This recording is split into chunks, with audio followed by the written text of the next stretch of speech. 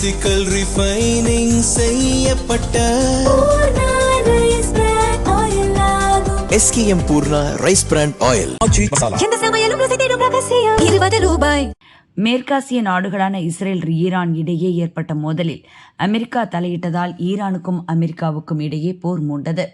Iran மீது America வான்வெளி தாக்குதல் நடத்திய நிலையில் அண்டை நாடுகளில் நிறுத்தி வைக்கப்பட்ட அமெரிக்க படைகளை ஈரான் துவம்சம் செய்தது. இதனால் மத்திய கிழக்கில் போர் மேகம் சூழ்ந்தது. வளைகுடா நாடுகளில் உள்ள எண்ணெய் கிணறுகள், சுத்திகரிப்பு நிலையங்கள் தாக்குதலுக்கு உள்ளானதால் கச்சா எண்ணெய் உற்பத்தி விநியோகம் பெருமளவு பாதிக்கப்பட்டது. இதன் காரணமாக சர்வதேச சந்தையில் கச்சா எண்ணெய் விலை கிடுகிடுவென உயர்ந்தது.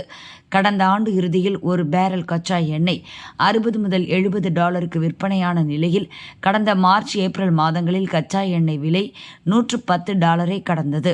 ஈரான் கட்டுப்பாட்டில் இருந்த ஹார்முஸ் ஜலசந்தியை அமெரிக்க படைகள் முற்றுகையிட்டன. ஈரான் அமெரிக்கா இடையே நிலவிய அதிகார போட்டியால் ஹார்முஸ் ஜலசந்தி மூடப்பட்டது. இதனால் எண்ணெய் மற்றும் சரக்கு கப்பல்கள் ஜலசந்தியை கடக்க முடியாமல் போனதால் கச்சா எண்ணெய் தட்டுப்பாடு ஏற்பட்டு தொடர்ந்து உச்ச விலையில் விற்பனையானது.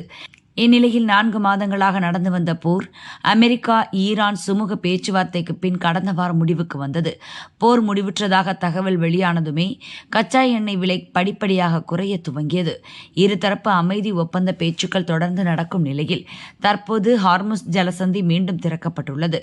அங்கு கப்பல் போக்குவரத்து சீரடைந்துள்ள நிலையில் கச்சா எண்ணெய் விலை மீண்டும் $70 எட்டியுள்ளது. சர்வதேச சந்தையில் இன்று ஒரு பேரல் கச்சா எண்ணெய் $70 முதல் $72 வரை விற்பனையானது. இன்று ஒரே நாளில் 4% வரை விலை சரிந்தது. இதன் மூலம் கடந்த 3 மாதங்களில் இல்லாத வகையில் கச்சா எண்ணெய் விலை வீழ்ச்சி அடைந்துள்ளதால் உலக நாடுகள் மகிழ்ச்சி அடைந்துள்ளன.